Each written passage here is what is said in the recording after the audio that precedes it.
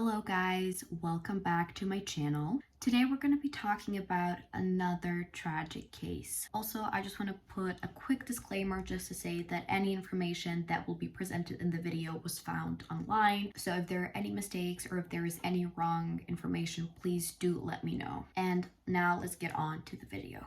So today we're going to be talking about the tragic death of Amber Hagerman.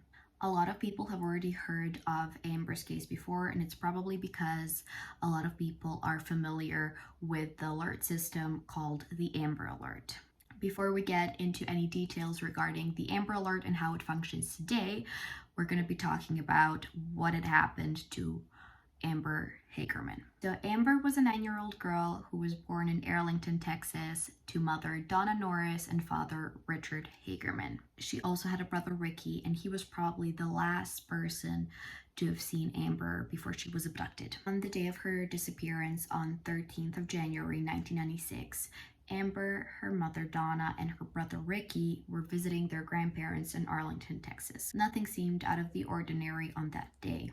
After they had arrived at their grandparents' house, Amber and Ricky requested that they ride their bikes around the block. Her mother said yes because she thought it was harmless, and she also used to do that when she was a kid. Before they left, their mother told them not to go too far away from the house and just to stay within the block. So Amber and her 5-year-old brother Ricky got their bikes ready and they left the house. And that was the last time that Amber's mother had seen her alive.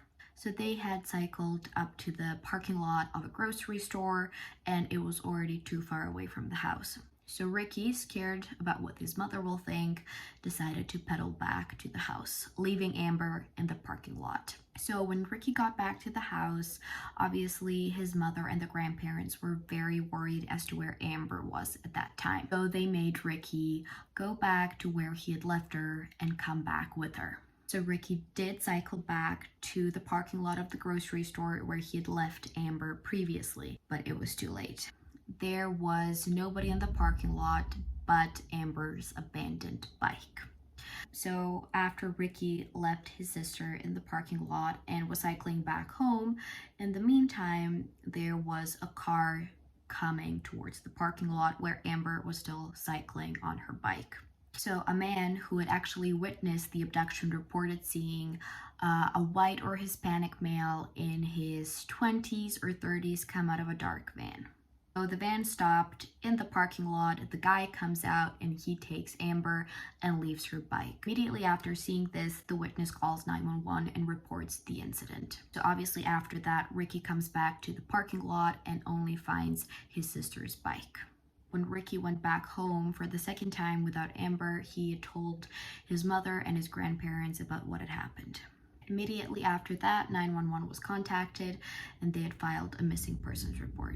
Soon after that, Amber was on all newspapers' front covers. Everybody was searching for her. The police were searching for her. The FBI was searching for her, but nothing was found. So the police immediately put her pictures all over the town. It was everywhere. Everybody was hearing about this abduction, about this girl, Amber, and the police hoped that somebody would come out with some more information that would be relevant to catching the person who had abducted Amber and to finding Amber safe. Despite everything that was done in the first couple of days after her disappearance, nothing came out of it. Unfortunately, on the 17th of January, 4 days after she had vanished, Amber's naked body was found. Her body was discovered by a man who was walking his dog at nighttime. She was found in a creek, naked, 4 miles or 8 kilometers from the place where she had vanished. Her body had a lot of bruises and cuts, and her throat appeared to have been slit. People were very, very worried because they did not know who did this to Amber, and police had no leads, no suspects. They had no clue as to who had done this. The police stated that this was not a premeditated attack and this was probably a person who did not know Amber personally, and that she was probably just at the wrong place at the wrong time. Obviously, there have been a lot of theories released, not just by the police. A lot of people have been coming up, with different theories about what might actually have happened to her, but none of this actually reveals what really happened to Amber. So days after Amber's murder, her mother Donna started actively calling for stricter laws for sexual offenders and kidnappers. Very soon after this, Amber's parents established the People Against the Sex Offenders organization. Her parents also collected signatures in hopes that this would change laws in Texas. Eventually, the Amber Hagerman Child Protection Act was drafted, and both of her parents were present when this was signed by the then President of the United States, Bill Clinton. After Bill Clinton signed this bill into law, actually a national sex offender registry was created.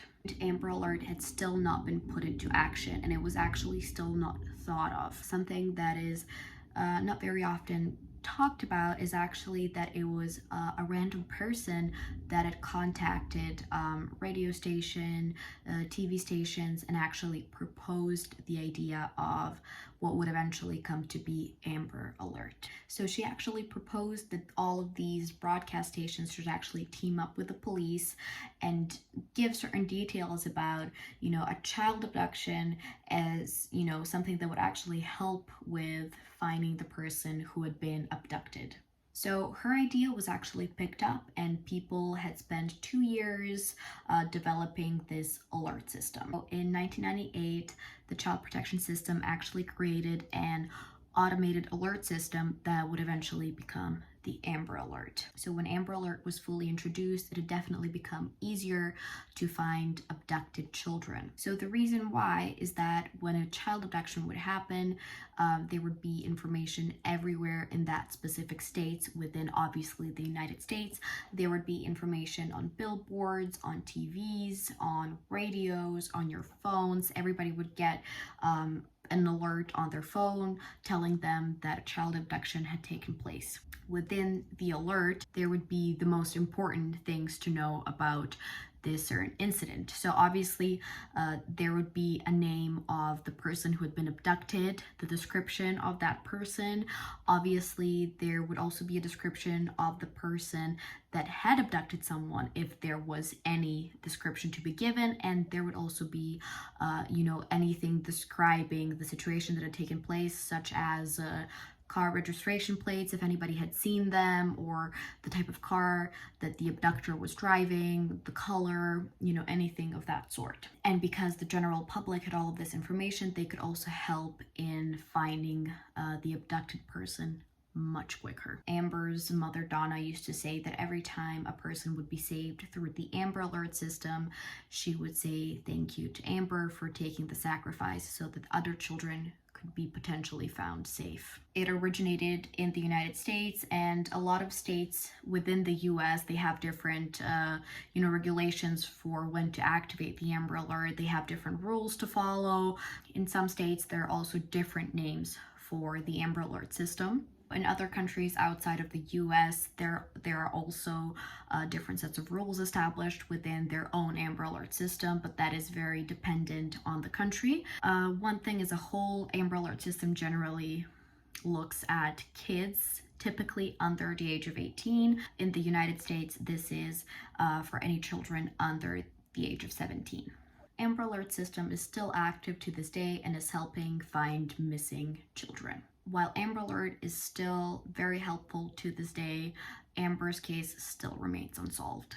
Even 27 years after Amber had been murdered, there are still no suspects in her case. Her case is still active, and we hope that one day we will find answers. And I would really like to say that Serbia has also been thinking of activating the Amber Alert system, and I really hope that this case actually goes through the law. And I'm really hoping that this will get activated soon in Serbia as well.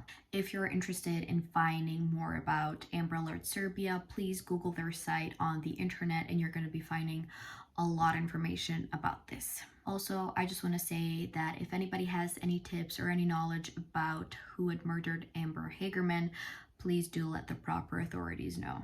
I thought it was very important to talk about Amber's case since the Amber Alert system had been very, very helpful over the years. Also, we want to keep her memory alive and her case active until she gets justice. Thank you so much, guys, for watching, and I'll see you in the next video. Bye-bye.